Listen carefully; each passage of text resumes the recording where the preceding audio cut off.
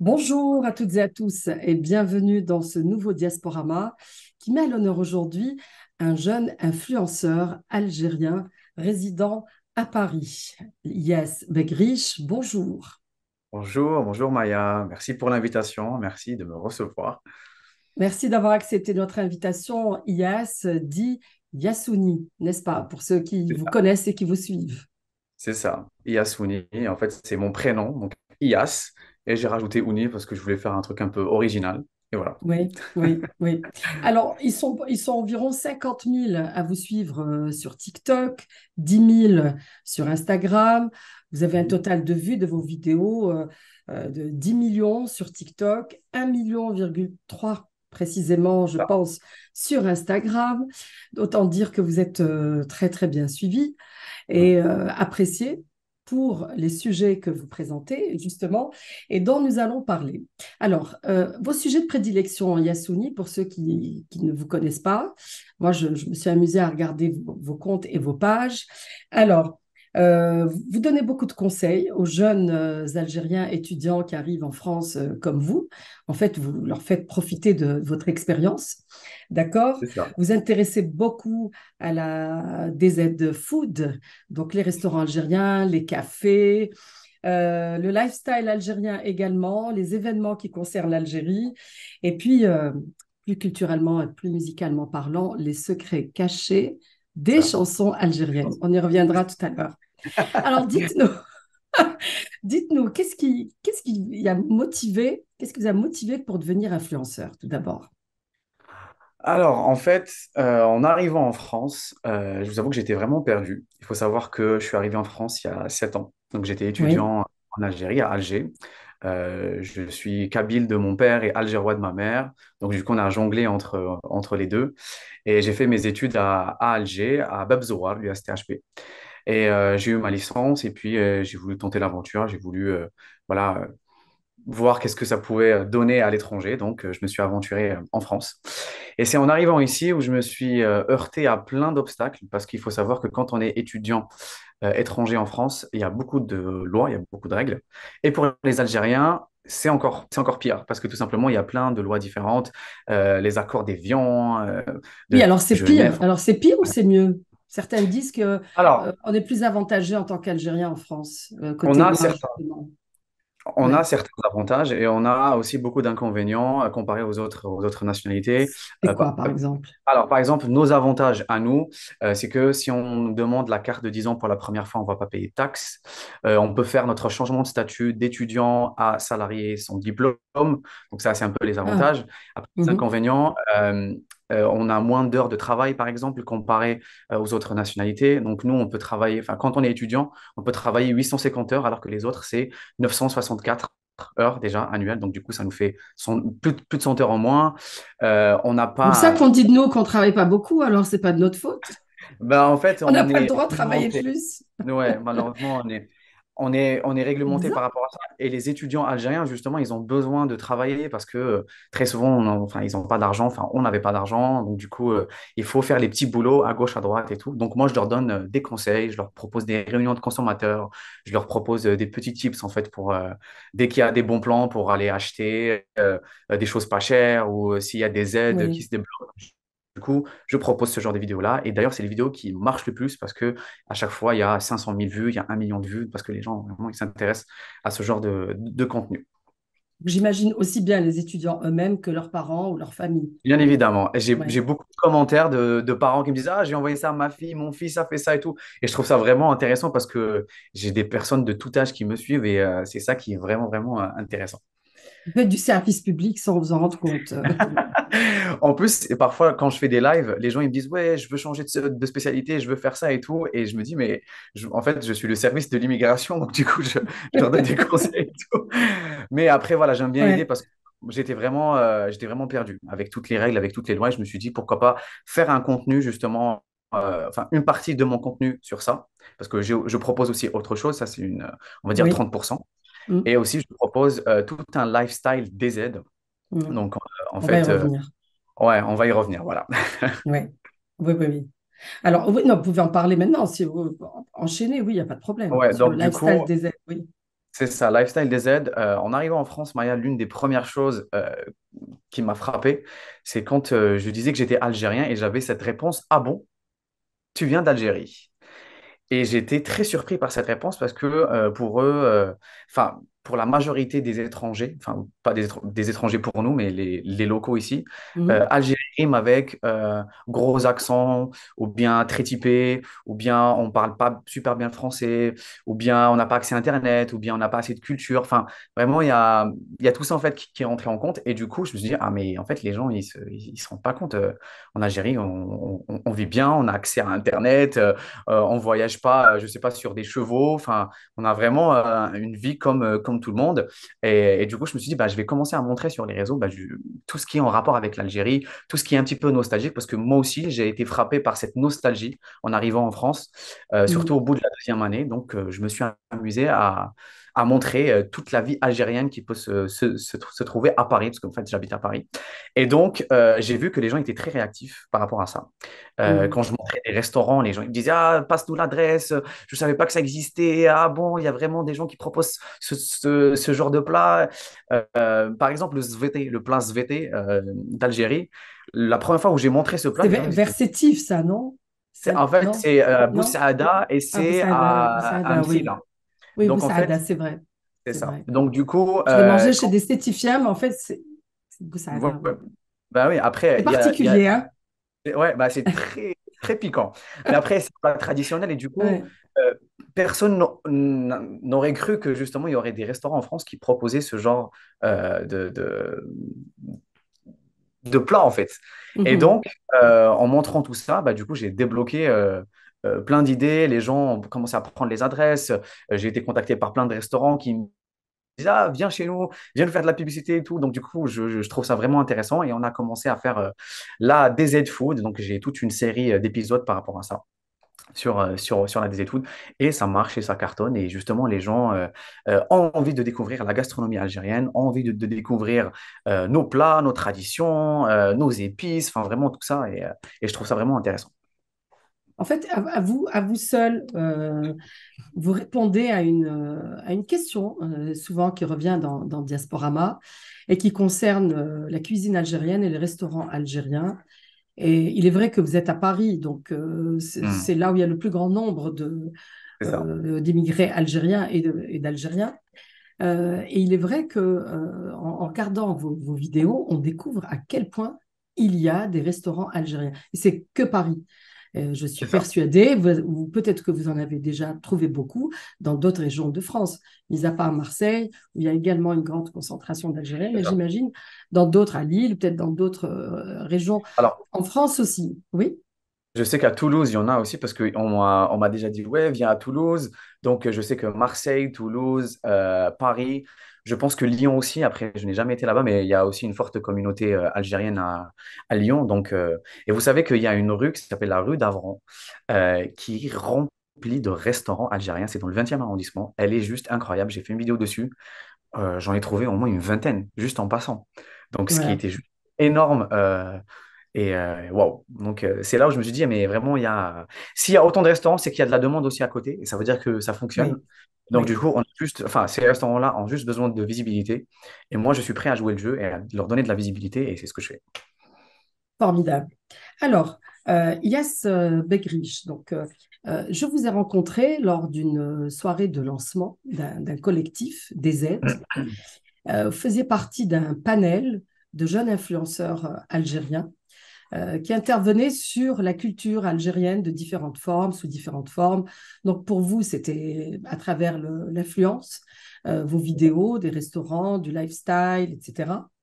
Il y en avait d'autres sur la mode, comme Vlog by Malik, sur la musique électronique, etc., avec DJ Lalouf, que nous allons recevoir bientôt, Récit d'Algérie avec Farah Houdja, ou encore la restauration algérienne avec Madjouja.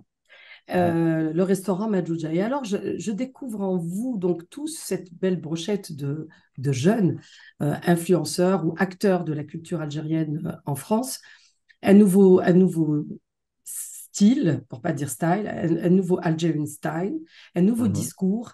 Et dans ce beau discours, à un moment donné, vous avez dit une phrase qui nous a frappé en parlant de restaurant, justement.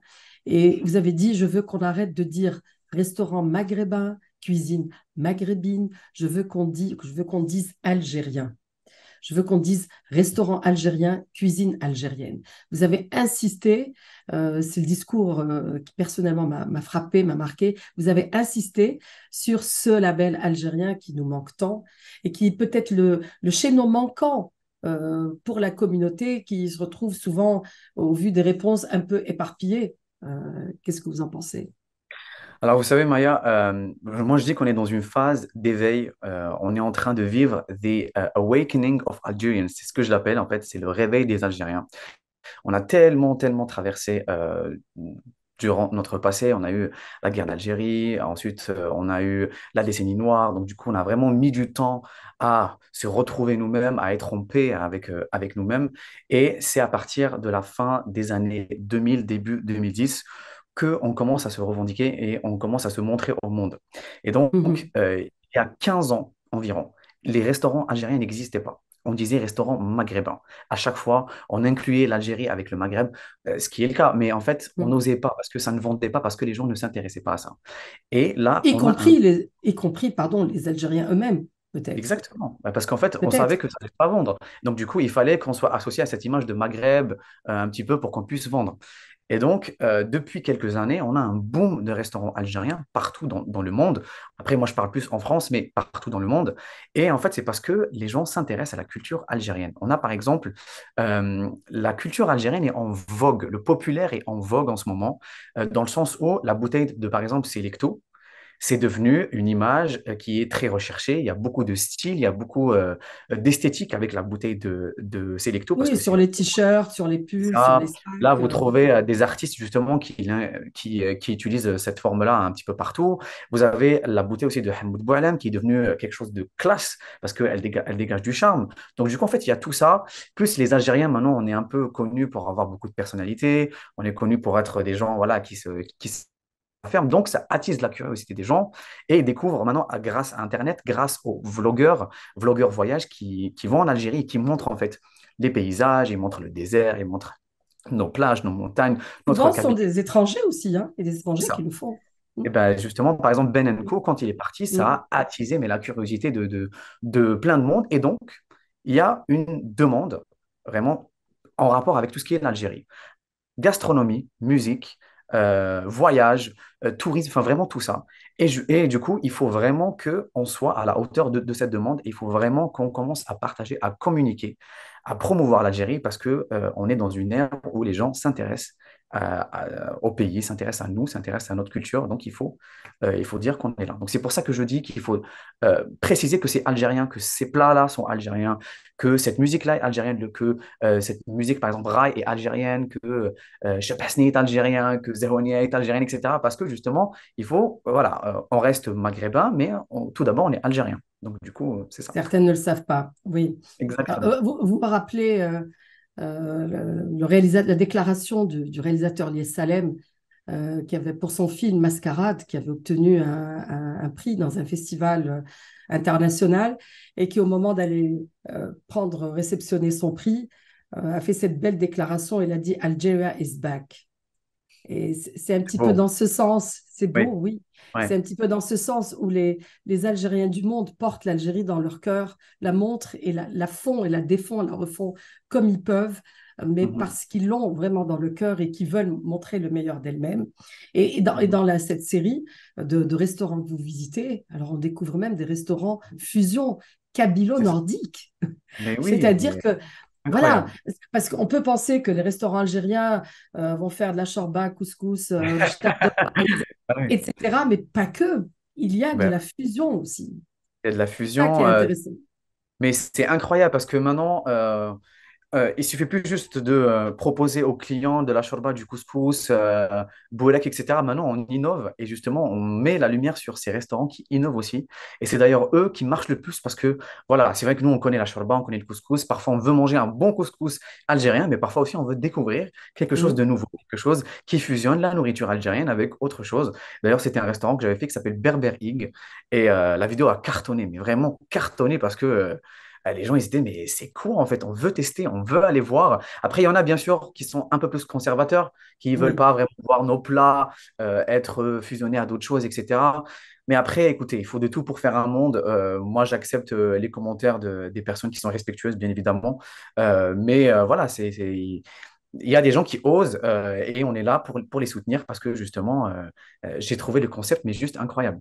De manger du saumon en entrée après juste un couscous avessar avec tikur babine, etc. Mais c'était c'était une expérience incroyable.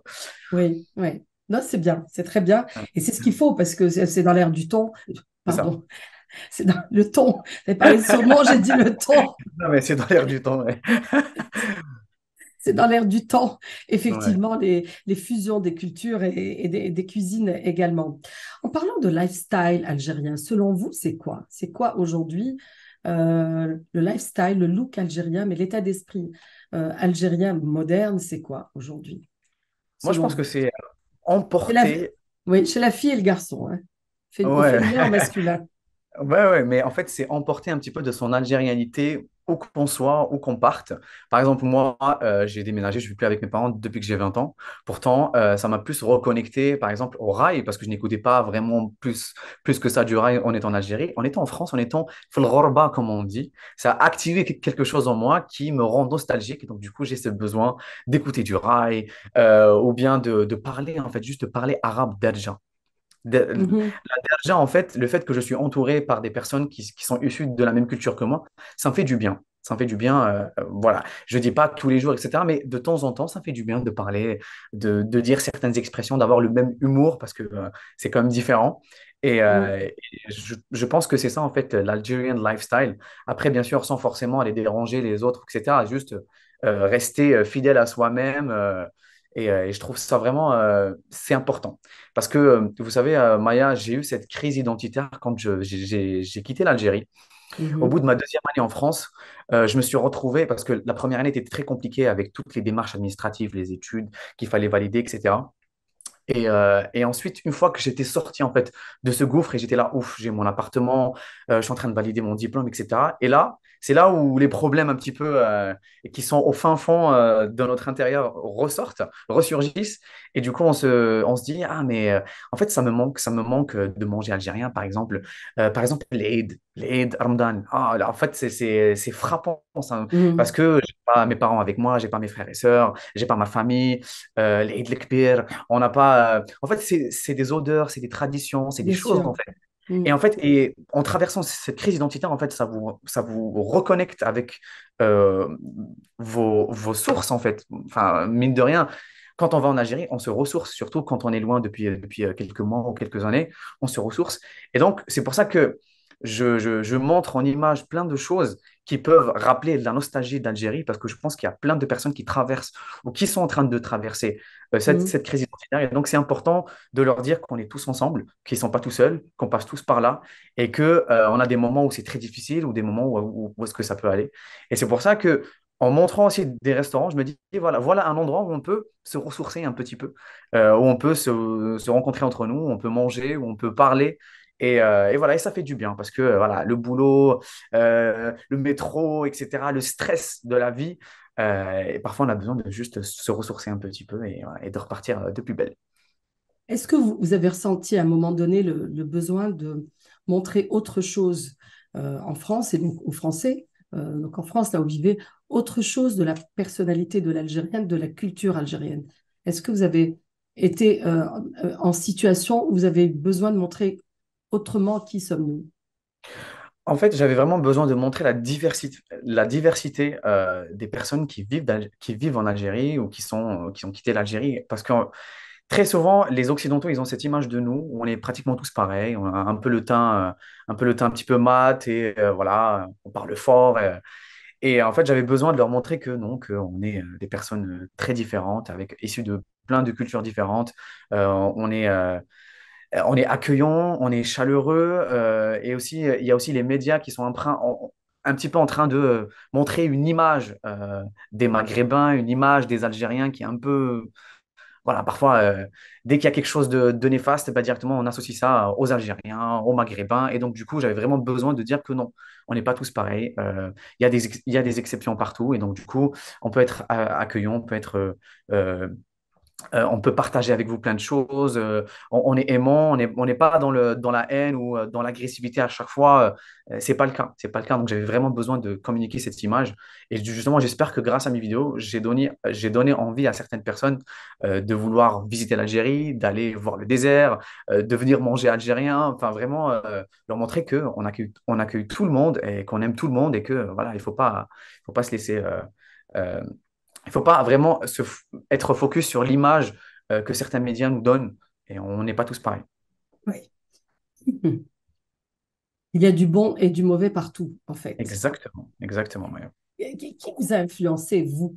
Est-ce que vous avez pris modèle sur quelqu'un? Alors, qui m'a influencé alors, il faut savoir que mes deux parents, ils sont un peu musiciens. J'ai mon père qui joue de la guitare, j'ai ma mère qui a été au conservatoire d'Andalousie en Algérie. Donc, du coup, elle joue du piano. Donc, j'ai vraiment grandi dans un milieu très safe space où mes parents, voilà, ils étaient Express. ouais, c'est fait parce que c'est important. Ouais, parce que c'était Ouais, très. Voilà, mes parents ont ouais. toujours été très corrects avec nous et voilà, on faisait vraiment des choses qui nous rendaient heureux. Et donc, en grandissant déjà, j'avais ce petit truc pour la musique. D'ailleurs, c'est pour ça que je parle de musique sur ma chaîne.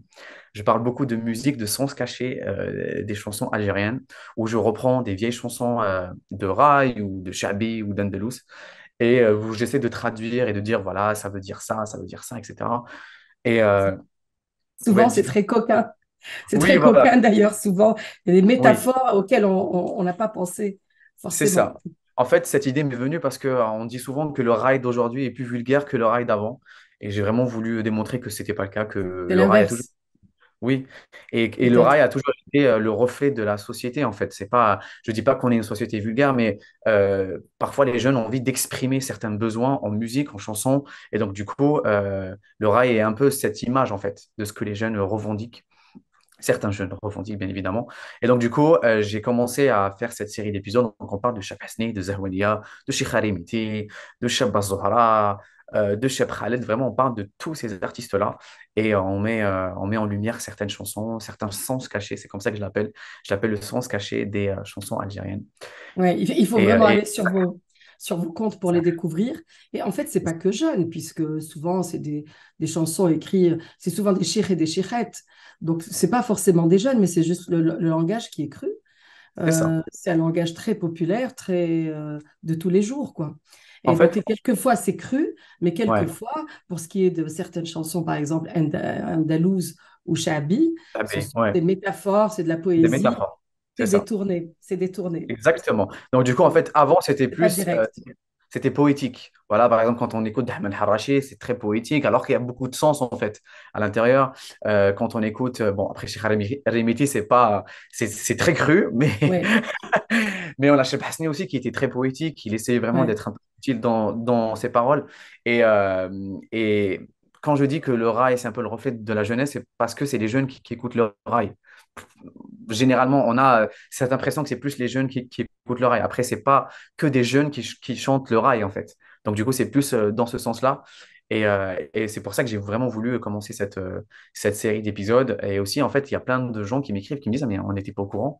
On écoutait des chansons comme Dorbiha Yeshibani Dorbiha, il y a Bellaruj, Qaftanek Mahloul. Enfin, vraiment, il y a toutes ces chansons-là qui sont très populaires, mais qui ont un sens caché. Mais après, l'objectif, c'est pas de ternir à ces chansons-là, c'est justement de Oui, dire que l'art a toujours existé en Algérie, l'art a toujours été subtil et que voilà, c'était bien fait, c'était bien ficelé, c'était bien caché, c'était bien écrit parce que c'est poétique, parce qu'il y a beaucoup de métaphores. Et en fait, c'est ça l'objectif de cette série d'épisodes. Ça n'a rien à voir avec dire des choses vulgaires ou quoi. C'est vraiment pour oui, montrer que l'art algérien a oui. toujours été au sommet depuis le début et voilà.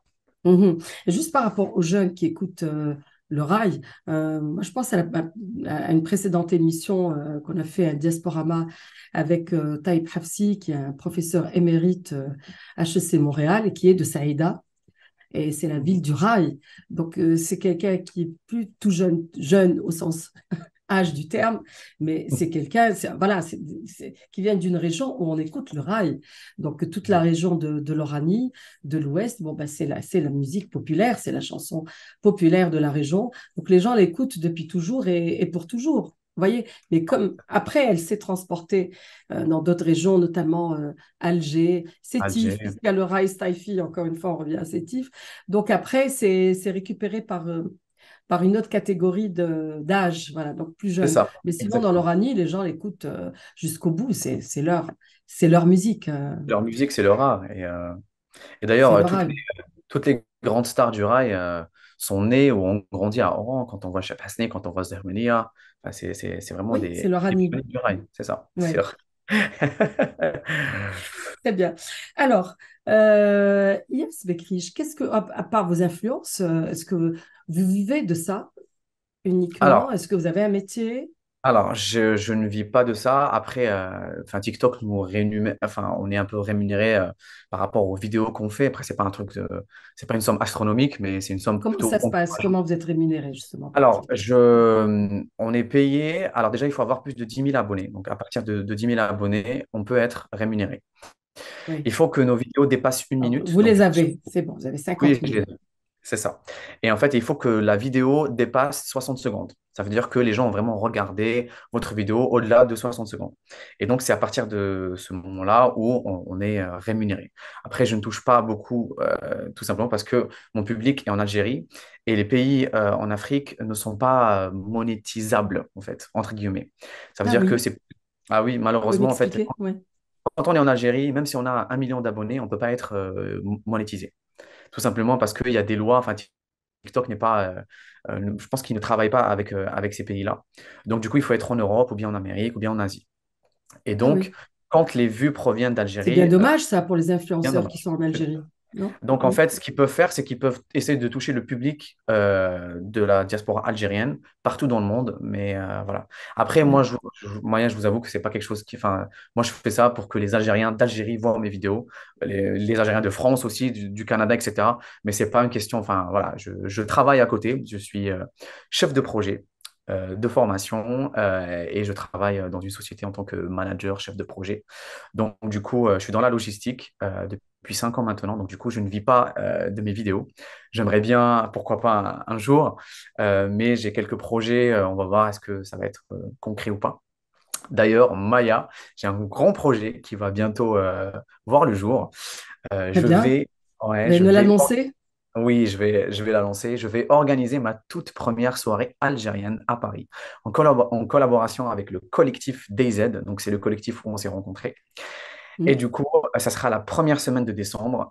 Ça sera une soirée clubbing algérien. Donc, je ne peux pas en dire plus pour l'instant parce que voilà, on est en train de finaliser les dernières retouches.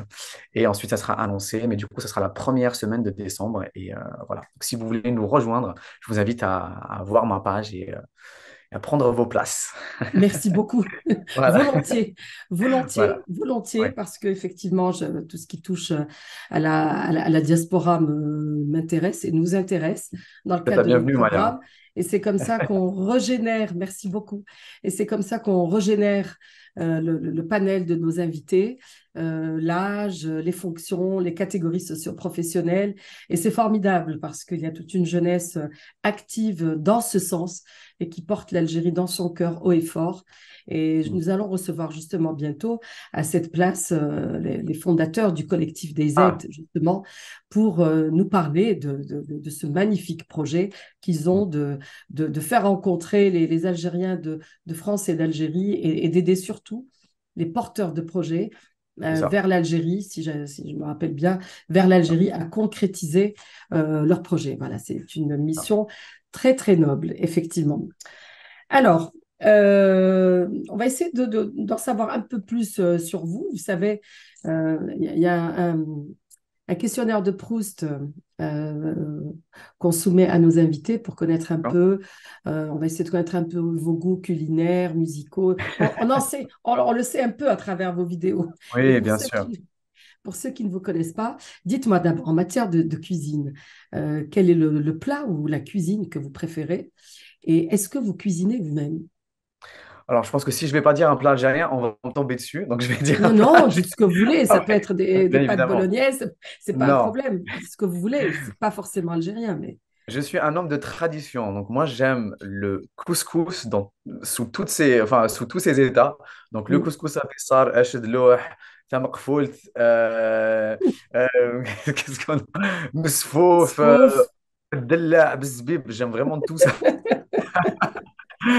Non, j'aime vraiment le couscous et j'aime bien l'archta. C'est vraiment mes deux plats. Ouais, L'archta, parce que ma mère me faisait beaucoup l'archta quand j'étais plus jeune. ouais, Algéroise. Ma mère, c'est une algéroise de la Casbah.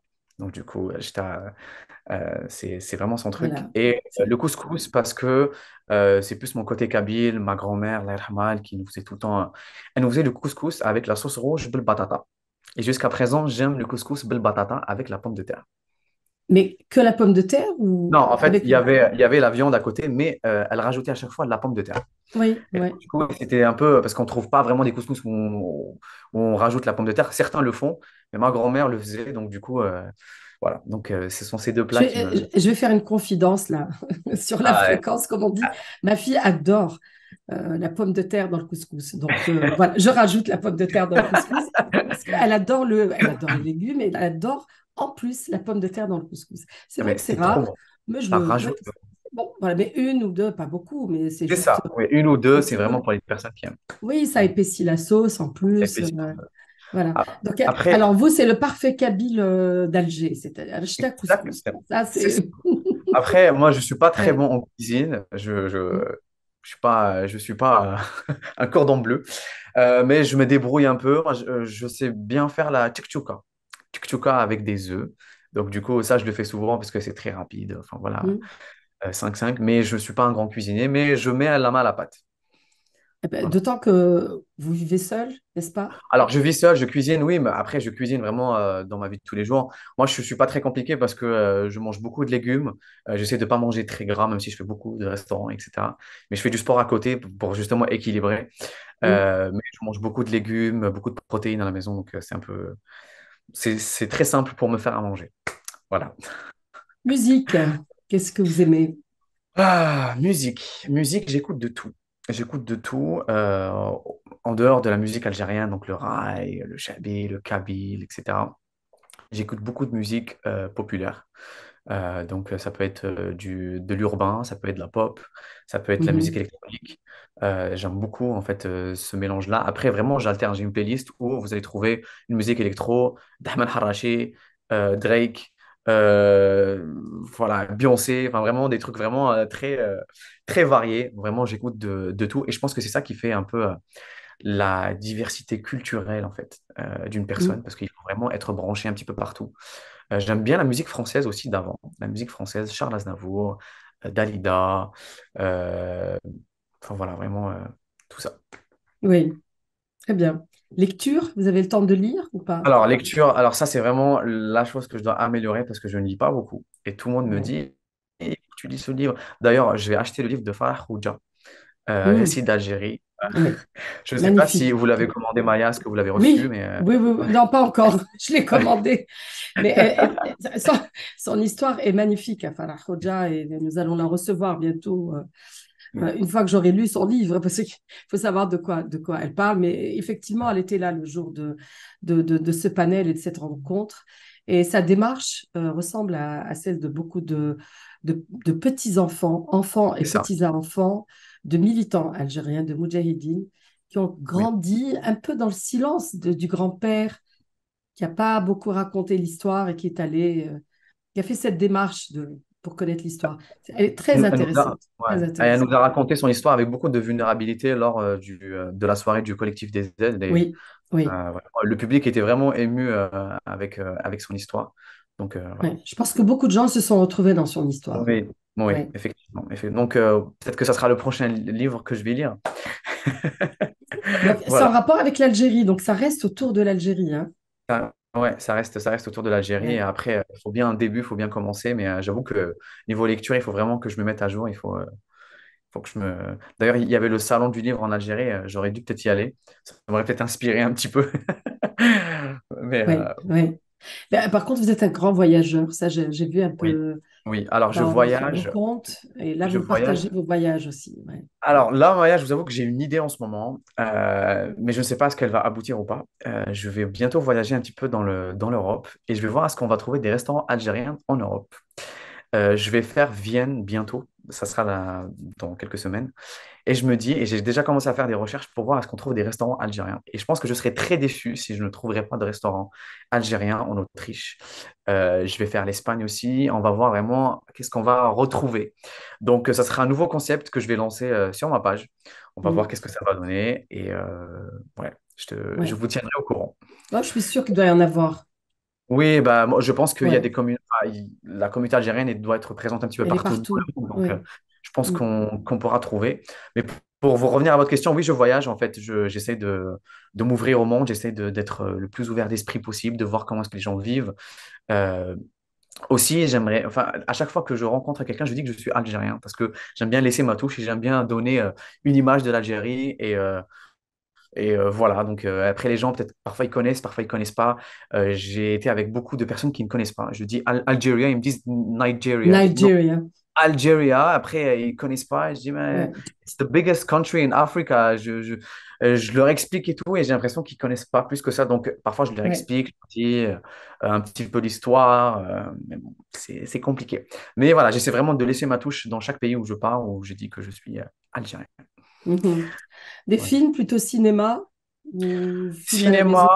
Cinéma, cinéma, oui, cinéma. Je vais au cinéma de temps en temps. J'ai beaucoup été déçu en ce moment au cinéma. Je trouve qu'il n'y a pas vraiment de film.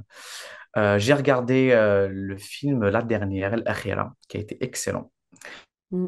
et que j'ai adoré. J'ai vraiment. Et j'ai regardé aussi un film qui s'appelle. Enfin, c'est un film reportage qui s'appelle Les filles d'Olpha. Et c'est une histoire tunisienne Ah, d'une maman. oui, oui. Est-ce que vous l'avez vu, Maya? Non? Ça me dit quelque chose, mais Ouais, c'est en pas fait, turc? Non, ça a été, pas non, turc. c'est tunisien et ça a été présenté durant le festival de Cannes. Et c'est une maman qui a vu ses deux filles sombrer avec l'État islamique. Donc, elles se sont faites endoctriner. Et en fait, elle raconte en fait comment est-ce qu'elle a vécu parce qu'elle avait quatre filles. Donc, deux sont parties et deux sont restées. Et en fait, c'est une famille qui était dans la pauvreté, dans la misère. Et enfin, voilà. Donc, du coup, c'était un film vraiment déchirant. Mm. Et j'ai beaucoup apprécié, la démarche parce que c'est un film documentaire où les vrais acteurs de ce film sont les personnes qui ont vécu l'histoire. Et ils le racontent vraiment dans un documentaire avec des images. Bref, il faut vraiment le voir et j'ai vraiment adoré. Donc ça s'appelle Les Filles d'Olpha. Et donc si des personnes veulent une histoire très... Après, c'est voilà, il faut vraiment avoir le cœur accroché parce que c'est Ah déchirant oui. et la salle était vraiment en pleurs, mais comme je vous dis, et il y avait que des étrangers, enfin des étrangers à la culture maghrébine, à la religion, etc. Et les gens, ils étaient vraiment en larmes. Donc Ça c'est un film... interpelle effectivement ce Ça genre d'histoire. interpelle et c'est une expérience parce que du début jusqu'à la fin, on passe par plein d'émotions différentes et c'est incroyable. Mhm. Que dire, Ias? La dernière question qui est la question rituelle de Diasporama, je ne sais si vous la connaissez. Non, dites-moi, Non. je suis prêt à Ça veut découvrir. dire, ça veut dire que vous n'avez jamais regardé Et j'ai Diasporama regardé, jusqu'au bout, mais pas j'ai jusqu'au regardé, bout. j'ai regardé votre épisode avec Dahmal Haraché, avec Ahmed le Harachi? pff, Hafid Ah, Darraj. Hafid Daraji, oui, mais c'est pas pareil. Je suis tellement dans le rail, je suis tellement dans le rail, mais c'est incroyable. Je me suis dit, eh, Maya, si vous avez interviewé Dahmal Haraché, c'est qu'il y a un problème. Bah, j'aurais pu, hein, il y a longtemps, j'aurais Oui, il y pu, a longtemps, il y a avant sa longtemps. mort, j'aurais pu, oui, ouais. Oui, il y a longtemps. J'existe depuis longtemps. C'est vrai, vous êtes une pionnière, de toute façon. Non, non, De... mais pas pionnière, mais j'existe depuis longtemps. Mais en fait, je pensais que vous, parce qu'il y a eu un Dahmen Dahmani, alors, je pensais à un moment que Ouais, c'est Dahmen Dahmani. Donc, Hafid Daraji, oui, bien sûr. Hafid Darajé. Donc, du coup, ouais, voilà. Donc, oui, j'ai vu, Ouais, mais après, j'avoue que je ne suis pas arrivé jusqu'à la fin, donc je suis prêt à découvrir. très bien, très bien. Alors, la question rituelle de Diasporama concerne le jour du départ, le jour où vous êtes parti en France Ah, ok, c'est ok. pour étudier. Ouais, J'imagine que vous vous souvenez très bien de ce jour. je me souviens de ce jour. Ma question, c'est qu'avez-vous emporté dans vos bagages de cher et de précieux à vos yeux? et dans votre cœur? Ah, bonne question. Je me souviens, c'était le 28 janvier. C'était un 28 janvier. Et je suis parti, franchement, avec beaucoup de questions, avec beaucoup de larmes aussi, avec ma famille, avec mes proches, même mes amis, en fait. C'était un moment très compliqué parce que j'étais très proche de deux amis à moi en Algérie. Et en fait, on était un trio et c'était compliqué, en fait, de les abandonner, de les lâcher du jour au lendemain. Et pour mes parents aussi, c'était compliqué parce que je suis le dernier de la famille à partir aussi. Donc, c'était un peu un vide que j'allais laisser à la maison et je savais que ça allait être compliqué pour moi et pour eux. Après, il y a beaucoup de pudeur en fait avec mes parents. Il y a beaucoup de pudeur où on se retient. Où... vous allez me faire pleurer, Maya. Pour... ça, c'est pas. Il y a beaucoup de Fallait vous pudeur. préparer. Ouais, mais je ne Fallait savais regarder pas. jusqu'au bout les émissions. Il y avait beaucoup de pudeur. Enfin, il y a beaucoup de pudeur avec mes parents où on essaie d'être dans la retenue, mais voilà. Mais je vous avoue que quand j'ai quitté mes parents, j'avais vraiment un sentiment très fort où je me disais, je ne peux pas les décevoir. En fait, ils ont placé beaucoup d'espoir en moi, ou ils me font confiance, ou c'est leur éducation aussi qui part représenter, qui Mm. va les représenter. Du coup, je me dis, il faut pas que je fasse n'importe quoi. Parce que vous savez, les tentations en arrivant dans un pays qu'on ne connaît pas quand on est jeune, quand on a 20 ans, c'est très compliqué de se retenir, c'est très compliqué de maintenir une belle image, de projeter une belle image. Donc, il y avait tout ça. Donc ça, c'était plus dans le côté psychologique. Et dans le côté matériel, est-ce que j'ai ramené des choses qui me tenaient à cœur? Je pense que c'était plus des vêtements, et ma mère qui me préparait des plats en fait. Ma mère, elle me prépare à chaque fois des plats. Je pense que vous avez vu mes vidéos où ma mère, à chaque fois, elle me fait, où Plein. elle me fait Ouais, des plats, j'ai des vu. petits plats et tout, de la kessara surtout. Ma mère, la kessara agrom, ça, c'est sa spécialité. Donc c'était plus ça, mais après c'était vraiment, c'était dur psychologiquement, et c'était dur, voilà, c'était une très forte émotion que j'avais. Et aussi, je partais tout seul, j'avais peur par rapport au budget, j'avais peur par rapport au côté administratif, on ne connaît pas. Enfin, 20 ans, je quitte le foyer Jeune, familial ouais. pour Mm. la première fois. En sachant qu'en Algérie, genre, je n'allais pas vraiment découcher ailleurs. Enfin, ça m'arrivait de temps en temps, mais c'était pas vraiment dans mes habitudes d'aller partir 15 jours loin de chez moi. Et voilà, et c'était compliqué. Et si j'ai un message à passer à tous les étudiants qui nous regardent, ou aux personnes qui vont qui vont quitter leur domicile, il faut que vous soyez vraiment prêts psychologiquement à avoir des moments où vous allez être vraiment au plus bas, à des coups de blues, à beaucoup de questionnements, à beaucoup de sentiments, à vraiment un sentiment de est-ce que j'ai ma place ici? Est-ce que j'ai ma place en Algérie? Est-ce que je vais revenir? Est-ce que je lâche tout? Est-ce que j'abandonne? Enfin voilà, il y a vraiment tout ça. Et il faut vraiment que vous soyez fort. Il faut que vous tenez. Si vous avez besoin de conseils, quoi que ce soit, envoyez-moi un message, je réponds, il n'y a pas de problème. Et sachez que vous n'êtes pas seul et qu'on est tous passés par là et qu'il y a des personnes qui traversent la même chose que vous actuellement. Donc voilà, soyez forts et croyez en vous et n'oubliez pas votre objectif. Pourquoi vous êtes venu? Si c'est pour vos études, pour votre carrière, si c'est pour offrir un meilleur avenir à peut-être vos parents, ou peut-être c'est pour aller investir aussi en Algérie, si peut-être vous avez un projet. Voilà, n'oubliez pas votre objectif. Mhm. Et de toutes les façons, il faut jamais rien regretter, il faut essayer. Exactement. Voilà, Exactement. Et vraiment, c'est toujours un des grands enseignements, quelle que soit la finalité. c'est ça, Maria. Ias, merci, merci beaucoup d'avoir été des nôtres aujourd'hui. Merci pour votre spontanéité, votre fraîcheur, votre sincérité, votre engagement envers votre pays et toutes ces belles choses que vous véhiculez à travers vos vidéos. Je vous remercie d'avoir été avec nous. Continuez à être comme ça et même plus. Et je rappelle à nos amis visiospectateurs qui peuvent revoir ce programme sur les plateformes digitales du Soir d'Algérie, la chaîne Facebook, la chaîne YouTube et le site web du Soir d'Algérie. Merci Ias, vous étiez avec nous à Merci beaucoup, partir Maya. de Paris. Au revoir. Merci, Maya. Au revoir. Au revoir. Au revoir.